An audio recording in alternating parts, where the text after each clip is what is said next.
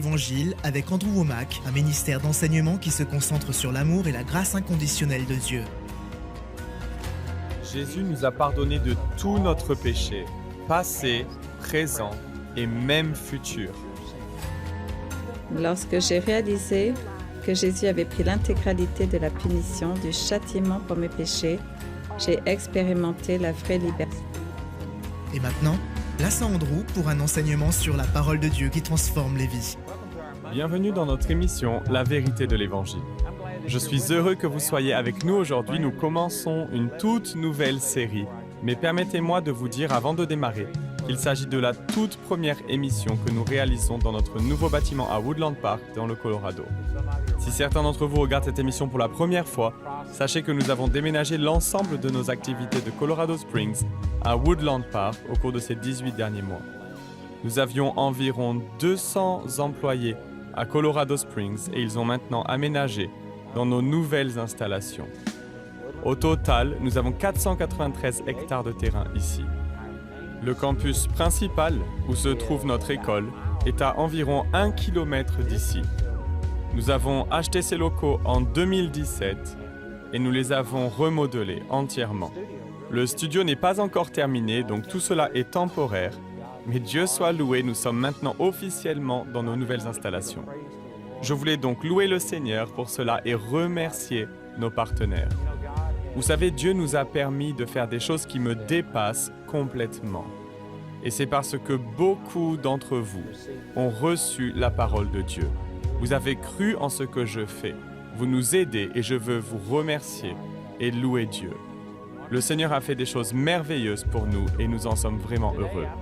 Aujourd'hui, je vais donc commencer à enseigner une toute nouvelle série intitulée « Le conflit est terminé ». J'ai un livre à ce sujet disponible en plusieurs langues.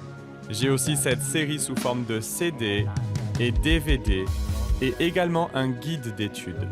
J'y reviendrai et nous reparlerons plus tard de ces ressources. Permettez-moi juste de dire que beaucoup de personnes ont des difficultés à s'identifier au titre de cet enseignement, au premier abord. Mais au fur et à mesure que j'avancerai dans ce message, vous comprendrez de quoi il s'agit. Et j'aimerais commencer dans Luc chapitre 2 et lire des versets qui sont typiquement utilisés à la période de Noël pour installer une certaine ambiance. Il parle de paix sur terre, de bonne volonté envers les hommes. Mais je crois qu'il s'agit d'une application totalement erronée, d'une mauvaise compréhension de ce dont Dieu parlait réellement. Et permettez-moi de dire, avant d'aborder ces écritures, que je vais aller à l'encontre de beaucoup, voire même énormément de traditions religieuses. Et les gens sont offensés lorsque vous commencez à aller à l'encontre des choses qu'ils ont présumées être vraies et acceptées comme étant la vérité toute leur vie. Et il y a une résistance naturelle à cela. Mais permettez-moi de vous poser une question d'entrée de jeu. Comment les choses fonctionnent-elles pour vous ? Vous savez, la grande majorité des personnes que je rencontre, notamment les chrétiens que je rencontre, et auprès desquels j'exerce mon ministère, ont une montagne de problèmes. Ils savent que la parole de Dieu promet que le Seigneur répondra à nos prières, que tout est possible à celui qui croit, et pourtant ils ne voient pas les résultats qu'ils désirent. Le chrétien moyen est frustré et ne comprend pas pourquoi les choses ne fonctionnent pas pour lui. Puis vous commencez à enseigner quelque chose qui va un tout petit peu à l'encontre de ce qu'il a cru toute sa vie, et immédiatement il y a cette résistance. Et il se dit non, comment osez-vous aller contre telle ou telle idée ? Mais sachez que la Bible dit dans Proverbe 23:7, car comme il pense dans son cœur, ainsi est-il. Donc votre vie suit le chemin de vos pensées dominantes. Il se peut que certains éléments, certaines informations n'aient pas encore été assimilées et n'aient pas encore apporté un changement dans votre vie. Il se peut qu'il n'ait pas encore vraiment modifié vos objectifs ou votre vision des choses. Il se peut même que vous ayez certaines pensées individuelles qui sont justes, mais sachez que votre vie va dans le sens de vos pensées dominantes, celle de votre cœur. La façon dont vous pensez dans votre cœur, c'est la façon dont vous êtes. De ce fait, si vous voyez quelque chose qui ne fonctionne pas dans votre vie et que vous savez que Dieu a quelque chose de mieux pour vous, alors sachez qu'une partie de ce processus consiste à changer la manière dont vous pensez. Je dis tout cela afin que vous soyez préparés, afin que vous sachiez que je vais m'opposer à beaucoup de traditions religieuses. Et ne vous accrochez pas à celles-ci au point de ne pas être ouvert à recevoir quelque chose de nouveau. Je vais partager des choses avec vous qui, je peux vous le garantir, iront à l'encontre de la grande majorité de ce que la religion enseigne aujourd'hui. Et bien sûr, je ne suis pas contre le vrai christianisme, je ne suis pas contre l'Église véritable, Mais je dis que tous ceux qui prétendent être des serviteurs de Dieu n'exercent pas toujours le ministère correctement. Vous savez, je voyage beaucoup. J'ai eu l'occasion plusieurs fois d'exercer mon ministère dans des pays étrangers. Et je fais appel à des interprètes. Et à mon avis, un interprète peut être soit une bénédiction, soit une malédiction, selon la manière dont il s'y prend. J'ai eu des interprètes qui étaient tellement bons que j'avais vraiment envie de m'arrêter et de les écouter parler parce qu'ils étaient formidables. Je disais quelque chose qui n'était pas particulièrement hilarant, mais lorsque l'interprète le disait, les gens hurlaient de rire. Certains d'entre eux le communiquaient mieux que moi. Mais il m'est également arrivé de prêcher avec un interprète et que ce dernier ne soit pas d'accord avec moi. Je me souviens d'une occasion particulière en Allemagne. Je disais des choses et je me suis rendu compte que les gens ne réagissaient pas comme ils le devraient. Et le pasteur de l'église a fini par se lever, il a fait asseoir l'interprète et a appelé quelqu'un d'autre. Et après le service, je lui ai demandé ce qui se passait. Et il m'a dit que cet interprète n'était pas d'accord avec moi et avec ce que j'enseignais. Par conséquent, lorsque je disais quelque chose, et ce sont d'ailleurs certaines des choses dont je vais parler au cours de cette série, mais si ce que je disais était contraire à ses traditions religieuses, il changeait ce que j'avais dit et disait autre chose. Et vous savez, un interprète n'est pas censé dire ce qu'il a envie de dire, il n'est pas censé communiquer ce qu'il pense ou ses propres opinions. Il est censé interpréter pour la personne qui parle. Et par ailleurs, en tant qu'enseignant, nous ne sommes pas censés enseigner nos propres doctrines ou nos propres opinions. Nous sommes censés entendre Dieu au travers de sa parole et le Saint-Esprit nous enseigne grâce à la parole de Dieu. Et nous sommes censés dire et annoncer les vérités de la parole de Dieu. Et je crois que pour certaines personnes, honnêtement, c'est simplement parce qu'elles ne connaissent rien d'autre. Et puis, il y a ceux qui rejettent délibérément ce que dit la parole de Dieu afin de garder leur propre tradition religieuse. Quelle que soit la motivation, tout le monde ne représente pas Dieu correctement. Et c'est ce que j'essaie de dire. Je vais partager avec vous des versets tirés directement des Écritures. Et cela va certainement remettre en question beaucoup de traditions religieuses. Mais cela ne veut pas dire que c'est faux. Et donc je veux juste que vous puissiez ouvrir et préparer vos cœurs à recevoir. Si vous pouvez recevoir ce message, je pense que cela transformera votre vie. C'est probablement l'un des sujets que j'aime le plus enseigner. J'aime vraiment cela. Cet enseignement m'a libéré, il est puissant et il a le potentiel de révolutionner votre vie. Si vous savez qu'il y a plus et que vous êtes frustré et que vous ne savez pas comment y arriver, que vous n'avez pas l'impression que vous recevez une réponse à vos prières et que les choses ne fonctionnent pas comme vous savez que Dieu aimerait qu'elles fonctionnent dans votre vie, alors sachez que je vais partager des choses avec vous qui vont changer votre vie et je suis impatient de vous les transmettre. Commençons par Luc chapitre 2. Ces versets sont souvent utilisés pendant la période de Noël. Luc chapitre 2 verset 8 dit « Il y avait dans la même province des bergers restant dans les champs et veillant leurs troupeaux pendant la nuit. Et voici l'ange du Seigneur vint sur eux, et la gloire du Seigneur resplendit tout autour d'eux. Et ils eurent grande peur. Et l'ange leur dit, n'ayez pas peur, car voici je vous apporte de bonnes nouvelles de grande joie, qui seront pour tous les peuples. Car aujourd'hui vous est né dans la ville de David un Sauveur, qui est Christ le Seigneur. Et cela sera un signe pour vous. Vous trouverez le bébé emmailloté, couché dans une crèche. Et soudain, il y eut avec l'ange une multitude de l'armée céleste, louant Dieu, et disant « Gloire à Dieu dans les lieux les plus hauts, et sur terre, paix, bonne volonté envers les hommes. » Et puis l'histoire continue. La plupart d'entre vous connaissez ce récit. Mais je voudrais me concentrer sur le verset 14 qui dit « Gloire à Dieu dans les lieux les plus hauts, et sur terre, paix, bonne volonté envers les hommes. » Vous savez, à la période de Noël, ce verset est souvent cité. Vous le verrez sur les cartes de Noël ou sur les bannières. Il est même cité dans des chansons. Je me souviens d'une chanson qui disait « J'ai entendu les cloches le jour de Noël. On entend jouer leurs vieux chants familiers et sauvages et doux. Ils répètent les mots « paix sur la terre, bonne volonté envers les hommes. » Et vous savez, c'est pendant la guerre de sécession que cette chanson a été écrite. Et l'homme qui l'a écrite parlait du fait que pendant la période de Noël, les gens parlaient de paix sur la terre et de bonne volonté envers les hommes. Ils proclamaient la paix, que nous devrions marcher dans l'amour les uns avec les autres, et ainsi de suite. En revanche, le deuxième couplet dit qu'il n'y a pas de paix sur terre. Et l'homme qui a écrit cette chanson se lamentait parce qu'il voyait le contraste entre son expérience et ce que ces mots disaient et confessaient. Son fils avait été tué pendant la guerre de sécession et il souffrait à cause de cela. Et c'était en plein milieu de la guerre de sécession, dans les années 1860.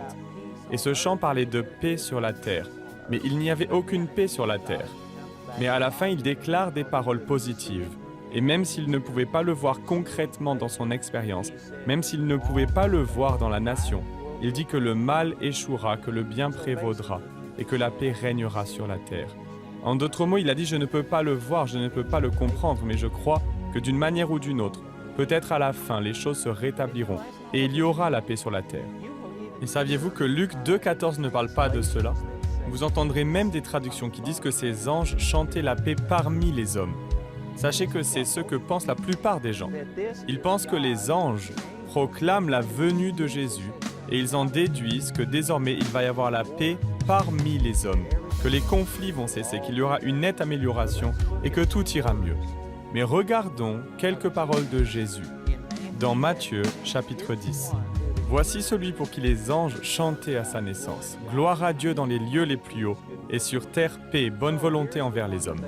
Voici celui pour qui il chantait et qui dit et écoutez ses propres paroles dans Matthieu chapitre 10, verset 34. Ne croyez pas que je sois venu apporter la paix sur la terre. Je ne suis pas venu apporter la paix, mais l'épée. Car je suis venu mettre la division entre l'homme et son père, entre la fille et sa mère, entre la belle-fille et sa belle-mère, et l'on aura pour ennemis les membres de sa famille. Celui qui aime son père ou sa mère plus que moi n'est pas digne de moi, et celui qui aime son fils ou sa fille plus que moi n'est pas digne de moi. Celui qui ne prend pas sa croix et ne me suit pas n'est pas digne de moi. Celui qui conservera sa vie la perdra, et celui qui perdra sa vie à cause de moi la retrouvera, et ainsi de suite. Il s'agit là du prince de la paix, de celui pour qui les anges chantaient gloire à Dieu dans les lieux les plus hauts, et sur terre paix et bonne volonté envers les hommes. Et il dit dans Matthieu 10, 34, « Ne croyez pas que je sois venu apporter la paix sur la terre. Je ne suis pas venu apporter la paix, mais l'épée. » Donc au premier abord, tout cela paraît confus. De quoi s'agit-il? Les anges disaient-ils gloire à Dieu dans les lieux les plus hauts, car désormais il y a la paix parmi les hommes? Ou est-ce Jésus qui disait vrai en disant qu'il n'était pas venu apporter la paix? Le problème se résout lorsque vous comprenez que ce que ces anges chantaient n'était pas la paix parmi les hommes. Dans Matthieu chapitre 24, Jésus parle de la fin des temps. Et il dit que l'un des signes de la fin des temps est qu'il y aurait davantage de guerres et de menaces de guerre parmi les hommes. Et que les gens diraient paix, paix, mais il n'y a pas de paix. Il y a de nombreux exemples. Nous pourrions parcourir la Bible et vous montrer de nombreuses illustrations. Par exemple, lorsque les Écritures disent « Et sur terre, paix et bonne volonté envers les hommes », elles ne parlent pas de la paix parmi les hommes. Ce qu'elles déclarent, c'est que le conflit entre Dieu et l'homme, à cause du péché, que la guerre déclarée par Dieu contre le péché, qui a mis l'homme au cœur du conflit, qui a déclenché la colère de Dieu et a vu Dieu frapper de mort les gens. 2 Rois 19, 35 dit « Cette nuit-là, l'ange de l'Éternel sortit et frappa 185 000 hommes, faisant référence à l'armée de Sanchérib qui s'en prenait à son peuple, et ainsi de suite. La guerre déclarée par Dieu contre notre péché est terminée. » Luc 2,14 parle de la paix sur terre qui vient de Dieu envers les hommes, et non pas de la paix parmi les hommes. C'est important. Et je sais qu'en disant cela, certains se disent « Ce n'est pas possible parce que Dieu est toujours en colère contre nous. » Ou encore la fureur de Dieu est toujours contre nous. C'est ce que je vais partager avec vous tout au long de cette série. Et si vous parvenez à le comprendre, je crois que je serai en mesure de vous montrer qu'à travers la Nouvelle Alliance, Dieu ne retient pas les péchés des gens contre eux. Dieu n'est plus en colère contre les gens à cause de leurs péchés. Et avec cette simple déclaration, je peux presque entendre les télévisions du monde entier s'éteindre. C'est parce que les gens se disent que c'est de l'hérésie, ou que ce n'est pas possible. C'est parce que l'Église, dans son ensemble, continue de proclamer que Dieu est en guerre contre nos péchés, et que si nous faisons quelque chose de mal, la colère de Dieu va s'abattre sur nous, et Dieu va nous punir. Et les gens le disent de différentes manières. Certains disent que l'attentat terroriste du 11 septembre était le jugement de Dieu sur l'Amérique, ou que les ouragans, les dévastations, les tremblements de terre, les incendies, ou le fait que des gens naissent avec certaines malformations sont le fruit de la colère de Dieu, que tout cela représente le châtiment de Dieu à notre égard. ou que Dieu nous suspend par un fil en feu, qui est sur le point de rompre, qui se balance au-dessus de l'enfer et que cette colère doit nous faire nous repentir car nous devons échapper à l'enfer. Tel est le message de certaines personnes. D'autres membres du corps de Christ prêchent une conséquence moindre. Ils disent « Vous n'irez pas en enfer car une fois que vous êtes nés de nouveau, Dieu vous aime jusqu'à un certain point, même si vous péchez. Par contre, il ne vous bénira pas, il ne répondra pas à vos prières. Vous serez malheureux et Dieu vous condamnera. » Ils continuent de croire qu'il y a une colère et un châtiment de la part de Dieu et que le conflit perdure. Mais ce n'est pas le message de l'Évangile. Je vais aborder ces sujets plus en détail, mais permettez-moi d'abord de vous donner un aperçu de ce dont je parlerai plus tard. Dans Romains chapitre 1, au verset 16, Paul dit « En effet, je n'ai pas honte de l'Évangile de Christ. » Vous savez, le mot « évangile » est devenu un cliché et les gens y font référence pour toutes sortes de choses. S'il s'agit d'un sujet religieux, s'il s'agit de Dieu, les gens diront simplement que c'est l'Évangile. Ils évangélisent à l'extérieur et disent « Vous irez en enfer » ou « Dieu est en colère contre vous » ou « Dieu va vous juger, repentez-vous, sinon vous irez en enfer ». Et ils disent que c'est cela l'Évangile. Mais ce n'est pas cela l'Évangile. Si vous recherchez le mot « évangile » dans le texte grec, c'est un mot qui signifie littéralement « bonne nouvelle ». J'ai étudié cette question et l'un des commentaires que j'ai lus dit que hormis dans la Bible, dans toute la littérature grecque à laquelle nous avons accès, ce mot grec qui a été traduit par « évangile » dans la Bible King James n'a été utilisé que 2 fois. Et ce mot signifie bien « bonne nouvelle », mais il est si rare et si inhabituel.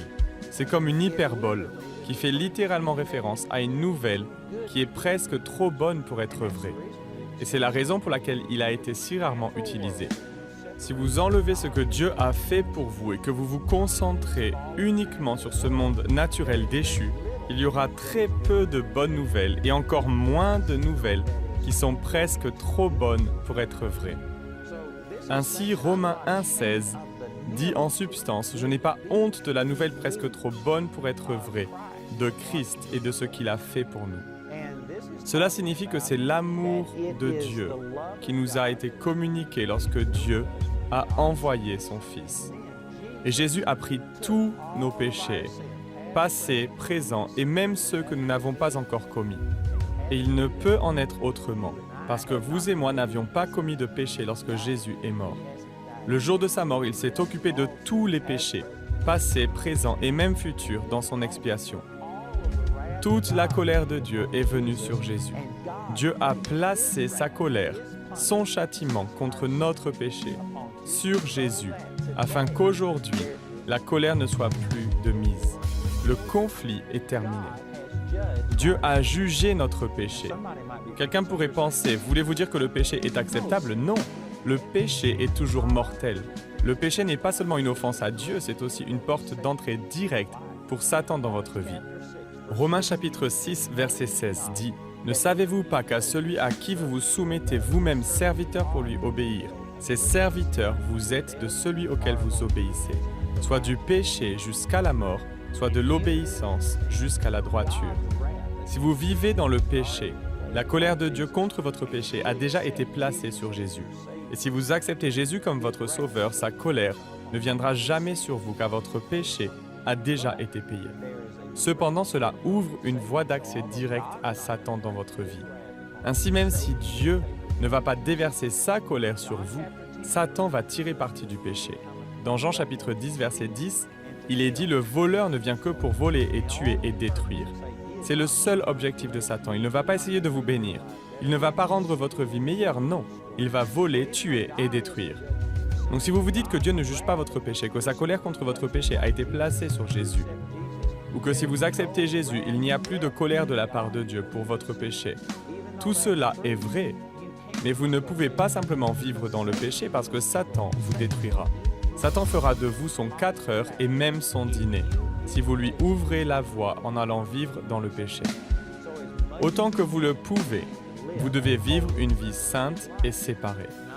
Aucun d'entre nous n'y parviendra parfaitement et lorsque nous échouons, louons Dieu car il a déjà placé sa colère contre notre péché sur Jésus. Dieu ne va pas vous condamner ou vous juger. Dieu ne va pas tourner le dos à votre prière sans y répondre. Mais je crois en la repentance. Lorsque vous dites « Père, je te remercie parce que je suis déjà pardonné à tes yeux. Je sais que tu ne vas pas me juger. Mais j'ai donné à Satan le droit légal de venir dans ma vie et d'y faire des ravages. Et maintenant, je suis désolé. Je sais que je n'aurais pas dû le faire. Je suis d'accord avec toi. Je confesse que c'est un péché. Et au moment où vous dites cela, ce pardon que vous aviez déjà dans votre esprit, qui est sanctifié et perfectionné pour toujours, je paraphrase un passage tiré de Hébreux chapitre 10, versets 10 et 14, et j'y reviendrai plus en détail au cours de cette série. Mais le pardon, l'acceptation, l'amour, la puissance et la joie de Dieu que vous avez déjà dans votre esprit circulent au travers de votre âme et dans votre corps lorsque vous vous détournez de ce péché et que vous vous soumettez à nouveau à Dieu. Votre esprit est en règle avec Dieu tout le temps, mais votre corps et votre âme peuvent être soumis au diable. Ce dernier peut vous affecter et vous imposer la maladie, la pauvreté, la dépression, le découragement et la peur, entre autres. Ainsi, autant que vous le pouvez, ne vous soumettez pas au diable. Et si cela se produit, repentez-vous rapidement, détournez-vous de lui, retournez vers Dieu et puisez dans l'acceptation que Dieu vous a déjà donnée. Quoi qu'il en soit, j'y reviendrai et je traiterai de ces choses avec beaucoup plus de détails. Mais revenons à Luc 2, 14. Les anges glorifiaient Dieu et disaient gloire à Dieu dans les lieux les plus hauts, et sur terre paix et bonne volonté envers les hommes. Ils ne parlaient pas de la paix parmi les hommes. J'ai utilisé des versets tirés de Matthieu chapitre 10 dans lesquels Jésus dit qu'il n'est pas venu pour apporter la paix. Il suffit de regarder l'histoire au cours des 2000 dernières années. Soit depuis la venue de Jésus, il ne fait aucun doute qu'il y a eu des cas, probablement des millions, voire des milliards de cas où des personnes ont vu leur vie transformée. Et parce que le Seigneur a étendu son amour sur elles, elles ont été capables de pardonner une offense ou une injustice à quelqu'un d'autre. Il ne fait aucun doute que sur une base individuelle, il y a eu la paix parmi les hommes, à un certain degré. Mais si vous regardez l'histoire dans son ensemble, la paix n'est certainement pas la conséquence de la venue de Jésus sur cette terre. Il y a eu la paix entre Dieu et l'homme. Les anges peuvent la recevoir et dans la mesure où ils la reçoivent et coopèrent, cela affecte leur relation avec les autres. Mais l'histoire a prouvé que certaines des pires guerres, des plus terribles atrocités, notamment l'Holocauste, et d'autres événements qui ont marqué l'histoire du monde se sont produits depuis la venue de Jésus. Jésus n'est pas venu apporter la paix parmi les hommes, mais la paix qui vient de Dieu envers les hommes. Le conflit est terminé. Dieu a déclaré la fin du conflit entre lui et l'humanité à cause du péché. Mais la triste réalité est que la plupart des chrétiens n'ont pas compris cela. Et ils continuent à mener une guerre dont l'armistice a été signé et dont le prix a été payé. Or, Dieu n'est pas en colère contre vous. Dieu n'est même pas de mauvaise humeur. Dieu vous aime et vous ne pouvez rien y faire. Vous ne pouvez pas faire en sorte qu'il vous aime plus et vous ne pouvez pas faire en sorte qu'il vous aime moins. Toutefois, vous pouvez profiter de ces avantages si vous renouvelez votre intelligence. Et c'est ce que je vais vous montrer dans mon enseignement intitulé « Le conflit est terminé ». Et croyez-moi, ce livre est puissant. Il sera une énorme bénédiction pour vous. Il est disponible en anglais, en espagnol, en d'autres langues. J'ai également un guide d'études qui porte le même titre et des CD, des DVD qui sont tirés de la série télévisée. Je crois que toutes ces ressources vous aideront vraiment et feront une grande différence. Écoutez notre annonceur, il vous donnera des informations sur la façon dont vous pouvez obtenir ces ressources et appelez-nous ou écrivez-nous aujourd'hui. Nous vous proposons un livre sur le même sujet que l'émission d'aujourd'hui, intitulé « Le conflit est terminé », que vous pouvez vous procurer pour 16 €. Vous pouvez aussi opter pour les fichiers audio MP3 et vidéo MP4 sur clé USB. Les 25 émissions de cette série sont disponibles en DVD pour 22 €. Toutes les ressources d'Andrew en français se trouvent dans les boutiques en ligne des sites internet de nos bureaux affichés à l'écran.